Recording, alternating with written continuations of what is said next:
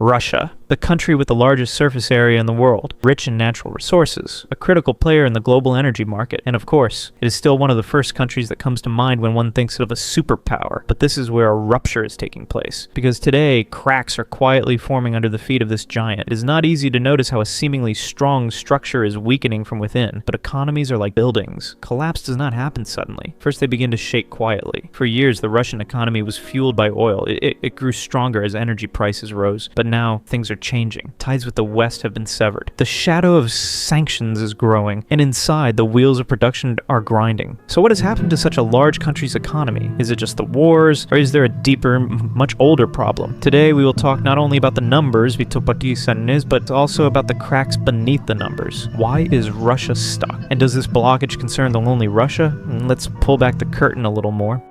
Your help motivates me a lot while making these videos. Don't forget to like the video and subscribe to the channel before watching the video. The collapse of the Soviet Union symbolized not only the end of a state, but also the sudden and painful collapse of a gigantic economic system. This system, governed by a planned economy and shaped by centralized decisions, had to be replaced overnight by a free market economy. But this transition was more of an economic shock than a transformation. The rapid privatization of state-controlled sectors in the early 1990s, often through unregulated and opaque methods, created a new power dynamic. The emergence of oligarchs, a minority who became rich overnight and concentrated economic power in their hands, led to the impoverishment of the large sections of society. This unfair distribution shook public confidence in the economy. In the same period, Russia's economy became increasingly dependent on oil and gas exports. Instead of building a diversified economy based on production, the country was trapped in the position of a cash box based on energy reserves. By the 2000s, economic growth and political stability were visible thanks to rising oil prices. Putin's rise to power gave Russia the winds of recovery, but this recovery was only on the surface. The foundation of the economy was still fragile, dependent on foreign imports, concentrated in energy, and dominated by a small number of sectors. It could easily unravel in the event of a shock. But when did this fragility start to sound the alarm? When did Russia's invisible crises emerge? Hereafter, we will take a closer look at the critical turning points that shaped today's Russia.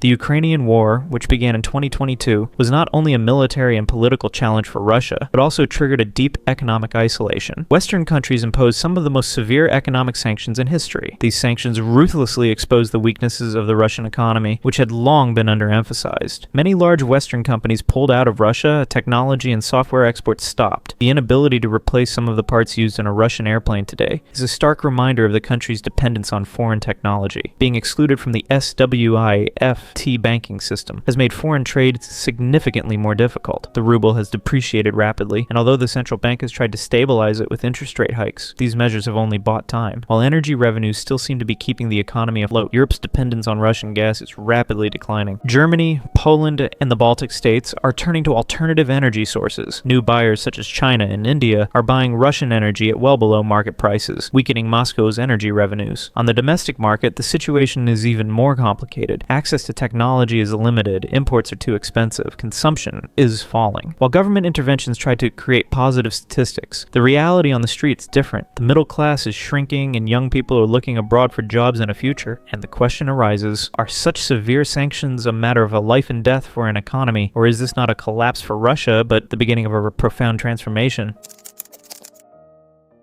Strolling through the luxurious streets of Moscow, the latest cars, million-dollar apartments, and huge skyscrapers and restaurants catering to private chefs might make you think that Russia is economically prosperous. But this is only one side of the story. The real picture is much more complex and even striking. Wealth is concentrated in the hands of elites and oligarchs close to the Kremlin. While this minority, fueled by energy companies, multiplies their wealth, ordinary people live in the same environment but struggle with a completely different reality. In Russia, the richest 1% of the population controls almost 60% of the country's assets. The remaining 99% face rising prices, declining incomes, and an uncertain future. Life is especially hard in rural areas, where food inflation is particularly acute. In an environment where not only economic but also political and social freedoms are restricted, people are becoming increasingly silent. Because the system rewards not only wealth, but also silence. Young people are now dreaming of building a life abroad, not at home. The brain drain is creating huge gaps, not only in the technology sector, but also in medicine. medicine, academia, and the arts. This invisible collapse is a reality that cannot be measured in numbers, but leaves a deep mark on society. So where will this silent crisis lead? To what extent can strong leader rhetoric and state propaganda mask the real social and economic problems? The answers to these questions will determine Russia's future.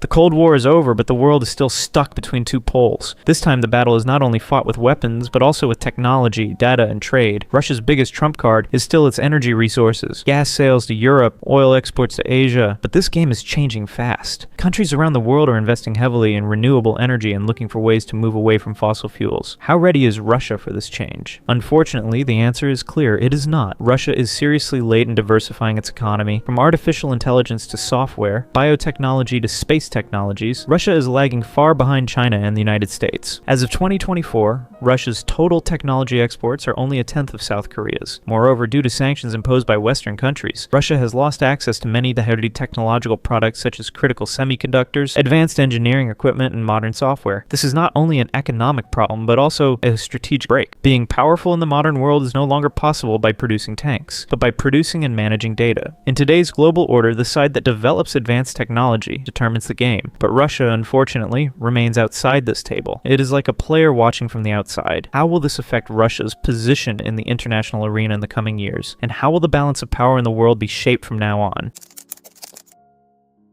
Russia still looks powerful today. A huge army, huge underground resources, diplomatic influence that transcends continents. The power is not only about possessing it, but also about sustaining it. But will Russia be able to sustain this power? The sustainability of its economic model is being questioned more than ever. Energy dependence is no longer an advantage, but a source of risk, because the world is reducing its dependence on these resources, and Russia is still far behind in the technology race. Moreover, a large part of the young population does not see a future in the country. In a survey conducted in 2023, 44% of young people between the ages of 18 and 35 said they would go abroad if they had the opportunity. And this brain drain means not only a loss of people, but also a loss of future. But there is a way out of every darkness. If Russia dares economic reforms, if it invests in industry and technology beyond energy, and if it puts forward a vision of the future that will retain young minds, it can become a powerful powerhouse again, but this time differently. Or with closing doors, increasing sanctions, and growing inequality at home, it could become even more isolated. The question is, will Russia's future be a repeat of the past or a radical transformation? This decision will be shaped not only in the Kremlin, but also in the hopes of young Russians on the streets and in the attitudes of the rest of the world.